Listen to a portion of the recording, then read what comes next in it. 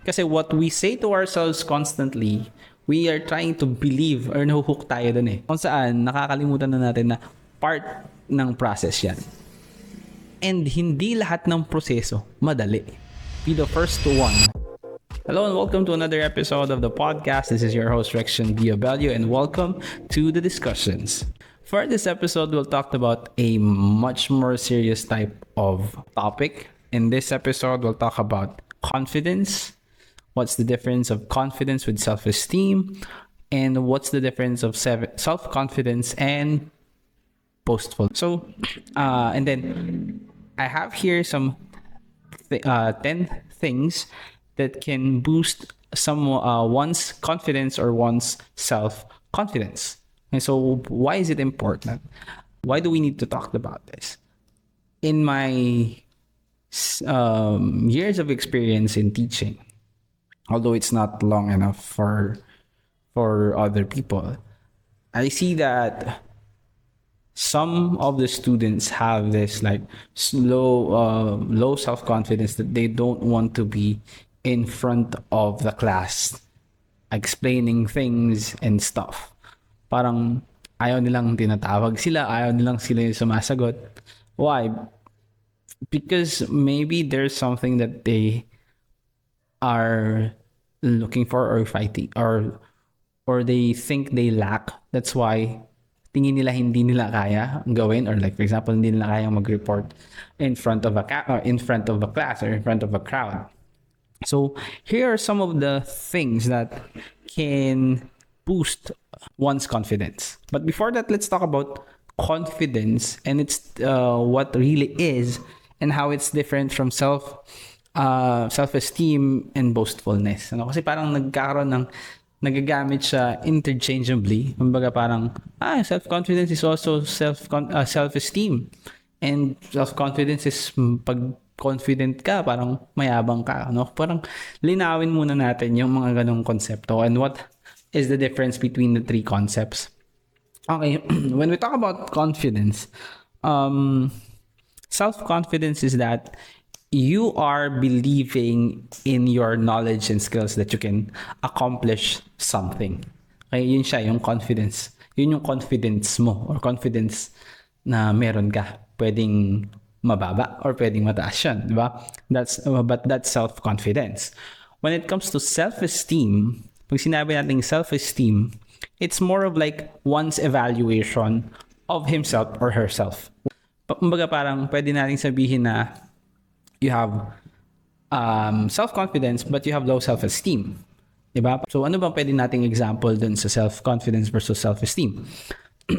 Like for example, pwedeng ikaw, ito yung mga, sa self-esteem kasi, ito yung mga bagay na pinaniniwalaan mo. Okay?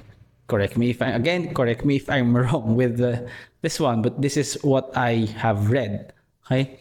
Pag sa self-confidence, ito yung mga naniniwala ka na, kaya ko yan gawin. I can accomplish all those things because of the knowledge, skills, and values that I have. Okay? So those are the differences of self-confidence and self-esteem. Now, maraming nagsasabi, confidence is equal to yabang. Okay? I actually don't agree. Nung medyo parang yes, parang somehow parang similar sila, but as I try to read and search for information regarding confidence and boastfulness, magkaiba silang bagay. Ano po? Kasi ganito lang yan, isimplehan na lang natin, di ba? Pag sinabi mo kasing confident ka or you have that confidence, kahit hindi mo yun sabihin, like for example, you're confident because you have the knowledge and the skills, yung ibang tao yung magsasabi sa'yo. Pero kapag yabang lang yung meron ka, okay, ikaw mismo sisigawan mo or i-broadcast mo na ito yung meron ka. Kayang-kaya ko yan kasi nag-aral ako sa ganito eh. Diba? That's boastfulness. But when it comes to confidence, even if hindi mo yun sabihin, mapapansin or nakikita yun ng ibang tao. Kumbaga parang kahit na hindi mo ipagsigawan or hindi mo i-broadcast sa ibang tao na, meron akong ganyan dahil kasi ganito na, kumbaga, you don't have to be vocal about your confidence because it can be seen with the way you talk, the way you think, the way you position yourself. But if you have boastfulness o yabang lang, di ba? Para kasing gusto mong lagi ikaw yung, tawag dito, you always wanted to be in the conversation. Parang ikaw, mamalaki mong masyado yung sarili mo na kung saan wala ka pa naman doon. Are you getting my point? But that's the point that I'm trying to say. Alam mo yun? Para lang mabalansin natin na kung saan yung yabang na meron ka, is it confidence or is it boastfulness? Okay? So, para lang ma-differentiate natin. Okay? So, before we continue, I hope that you're getting value out of this podcast, and if you do, please do me a favor of hitting that like button and subscribing to the channel. Okay, so yan, balik na tayo. Okay, so what are the things that can somehow boost one's confidence? Ano ba yung mga pwede nating gawin para ma-boost yung confidence natin? Okay. So number one on the list is self-affirmation. So practice self-affirmation. Okay, ano ba yung affirmation? Sabi dito, affirmations are positive and uplifting statements that we say to ourselves. Kumbaga, positive. Imaginein mo, ikaw mismo sa sarili mo, sinasabihan mo yung sarili mo ng negative. Would that boost your confidence? Imagine the power of words na kung yung ibang tao sinasabihan ang ganitong bagay. 'Di ba? Bumababa yung self-ko, yung tingin mo sa sarili mo. What more kung ikaw sinasabi mo na yung mas mga negative din, sinasabi mo din sa sarili mo, di ba? So, always practice self-affirmation. Okay? Sabihin natin yung power of words, yung manifestation na balang araw magkakaroon din ako ng ganyan, di ba? I will get to that particular point. Okay? Yung idea of positivity or positive mindset. Okay? So, practice self-affirmation. Kasi what we say to ourselves constantly, we are trying to believe or nahuhook tayo dun eh. So, mas napupunta tayo dun sa bagay na pinaniniwalaan natin. So, mas nagkikling tayo dun. So, the more that we say positive things and we affirm ourselves, the more we become confident of ourselves. Number 2, okay? Set and accomplish goals. Ayan. No? So, in order to boost your confidence, you have to set and accomplish goals. Kasi, di ba, kapag meron tayong natatapos na bagay, parang yung sense of achievement na, natapos ko to. Natapos ko yung isang bagay, gives you enough confidence na yung mga susunod pa na bagay na haharapin mo is mapagtatagumpayan mo. Or you'll be more confident to face those kasi nga, nakatapos ka na-survive mo yung ibang mga bagay di ba? For example yan, halimbawa is, yung isang game na nilalaro mo, di ba? Natapos mo yung, ano bang pwede? Yung time kasi namin, Resident Evil, di ba? Natapos mo yun, di ba? Natalo mo lahat ng boss, or big boss na tinatawag, di ba? Mga stages, nakompleto mo yung mga stages, di ba? Nag-champion ka sa isang game or sa laro niyo, di ba? So you become more confident because napagdaanan mo siya at naka-accomplish mo yung ganung bagay na kung saan sa susunod na maka-encounter ka ulit ng mga challenges, okay, you'll be more confident or you'll be confident enough because you have accomplished something in the past. Okay, but in accomplishing a goal, you have to plan it objectively. Okay? As well, di ba, sa amin nga, sa may mga teachers, meron tayong tinatawag na SMART, no? Yung tinatawag na SMART, which is specific, measurable, attainable, relevant, and time-bound. Dapat yung pag-set mo doon sa mga goals na gusto mong makuha or marating is under those 5 points. Specific. Dapat specific ka. Like for example, you wanted to lose weight. So that's general. Like for example, if you lose 0.5 kilograms, you're losing weight. But so in order to achieve or accomplish a goal, you have to be specific with what your goal is. For example, you wanted to lose 5 kilograms by the end of the month. It should be measurable. Kumbaga, measurable, ayun na, sabi ko, di ba? Specific, ano yung gusto mong ilan at kailan. Okay? Attainable. Dapat feasible. Baka mamaya yung goal mo is, di ba, magka 1 million pesos in 2 weeks. And that's not attainable in 2 weeks. Siguro pag tumama ka sa loto, but chances are, how much is your chances? Slim chances of winning the loto, di ba? It should be relevant. So after mong halimbawa, after mong makuha yung goal, what's the purpose of achieving the goal? What relevance does it bring to you? Okay, what is next after that? And then it should be time-bound. Yun nga sabi ko, dapat may time frame. But by the end of the year, I wanted to reach 500 subscribers. In the span of 3 years, I wanted to finish my MA. Okay, so by 6 months, dapat nakagain na ako ng ganitong weight or mayroon na akong abs, six-pack abs, di ba? So, ganun dapat yung pag-set ng goal natin in order to boost our confidence. Setting specific goals, measurable goals, attainable, and time-bound goals will help us improve and boost our confidence as individuals. Number 3 is do not be afraid to make mistakes. Do not be afraid to make mistakes. Everybody makes mistakes, di ba? Magsabi nga kayo sa akin ng taong hindi nagkamali sa buhay. Meron? Yung laging tama ang desisyon sa buhay. Unless babae sila. Hindi, joke. Okay?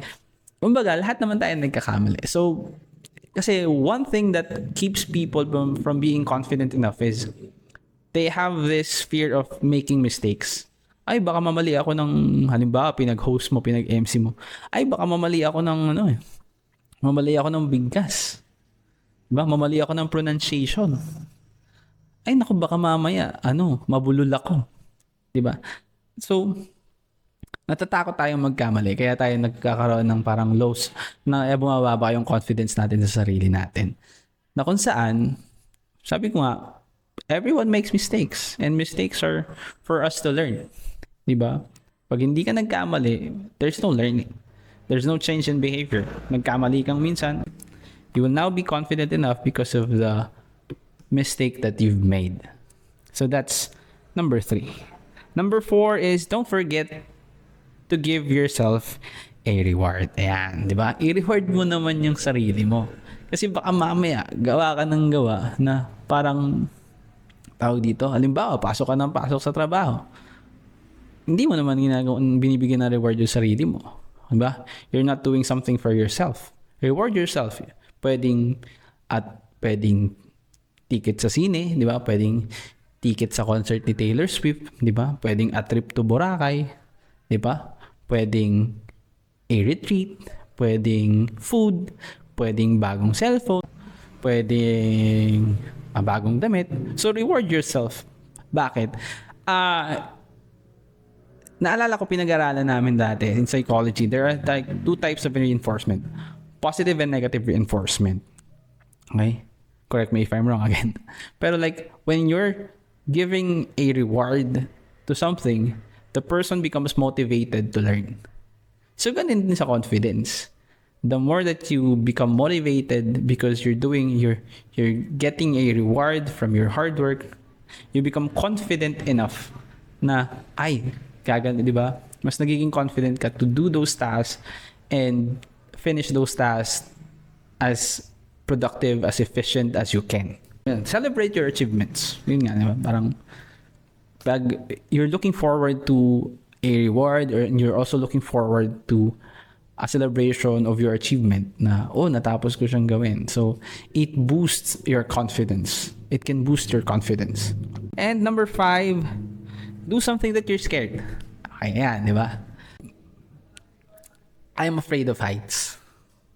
Personally, di ba? But I'm still trying to work on that, facing that fear of mine. Okay? Because I firmly believe that in order to get fear out of your system, you have to face what you are afraid of. Ba? Takot ka sa karayom, 'di ba? Immerse yourself in maybe watching videos that involves syringes or 'di ba, yung injection na tinatawag. So, be in that particular experience because you will learn from that, and then it will yung fear natin or yung takot natin is unti-unting mawawala when we try to do it. Sabi nga, the very best thing to get fear out of your system is to face it. Yun lang. Okay? Then number 6, dress and care for yourself. Dress and care for yourself. Like for example, wear the things that you are most comfortable with. Okay? If gusto mo, nakasunod ka sa trend, go. Ito, gusto mong suotin yung t-shirt na nakita mo or yung damit na nakita mo. But make sure na hindi ka nagsasacrifice. Baka mamaya, luhong-luho na yan na nauubos ka na. What I mean is, dress in the most comfortable and you feel most confident with. Okay? Kumbaga, piliin mo yung mga damit na comfortable ka at confident ka lumarap sa tao. Okay? Yun. And then, care for yourself. Okay? Wala yung confidence mo kapag na-hospital ka. Okay? So, you should exercise. Kahit gaano ka confident na tao kapag tinamaan yung health mo. Kumbaga, alagaan mo din yung sarili mo. Exercise. Because, like for example, if you want to boost your confidence by going to the gym, go. If you want to boost yourself by playing basketball, go. So exercise helps boost our confidence because we feel confident of our body that we're exercising every day, twice a day, twice a week. So that's a big boost in our confidence. Number 7, and do volunteer work. Siningit ko lang to, do volunteer work. Why? Doing something for other people gives a sense of like doing your social responsibility. Kumbaga, if you're doing volunteer work, like for example, you go to Gawad Kalinga, you go to feeding programs, you go to medical missions, that can help you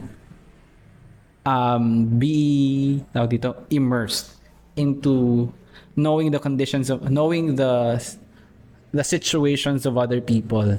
That brings you na ang swerte ko pala, parang ganon.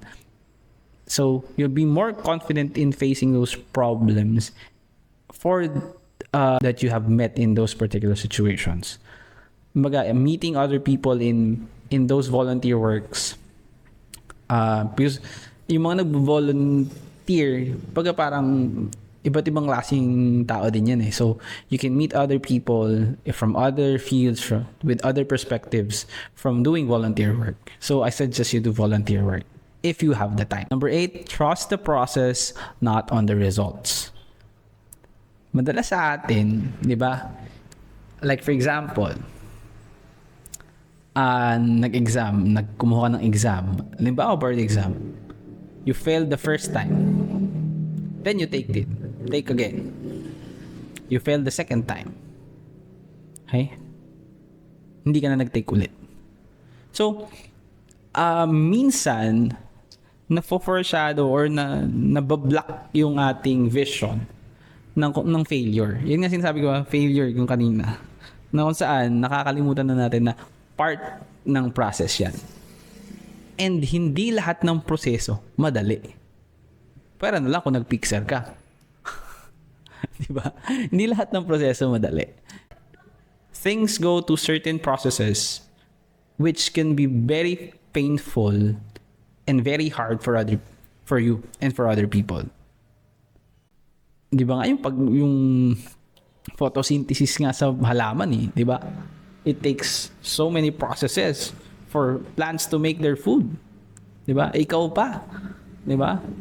Huwag tayo sanang matakpan nun, di ba? Parang yes, we have to get a goal in mind na ito yung dapat marating. Pero wag natin din kalimutan yung proseso na in order to achieve that goal, we may face hardships and we may face failures in the process, but still all part of the process that we have to deal with. We just have to try again.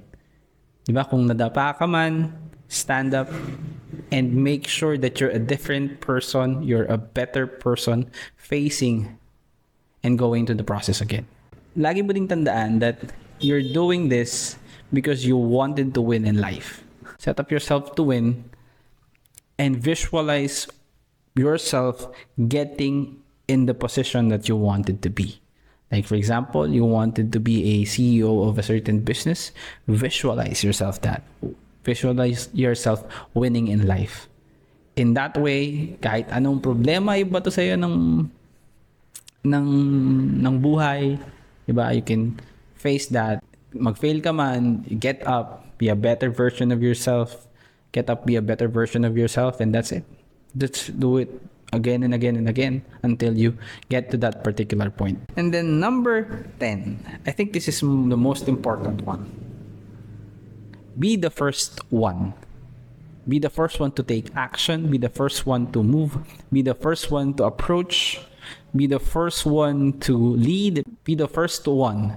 Okay, like for example, you wanted to meet other people. Be the first one to approach them. You wanted to start a business, be the one to start the business. No, not other people will be the one doing your business for you. Be the one. Like for example, it should always be you that will first make the move or make the action, not everybody else. Okay? Okay, so in this episode, we talked about confidence, self-esteem and self-confidence, boastfulness, and we talked about the 10 things to boost confidence, including self-affirmation, setting and accomplishing goals, not being afraid to make mistakes, rewarding yourself, do something that you are scared, dress and care for yourself, do volunteer work, trust the process, not the results, set yourself up to win, and be the first one to take action. Take note that confidence can be achieved, and confidence is a skill. If you have the skill of confidence, okay, you can win in life. And that's it for this episode. If you have questions, if you have inquiries, kindly message me on my socials in the description. Okay. Thank you very much for listening. I hope that this gets value for you. Again, this is the discussions. See you on the next episode. Peace.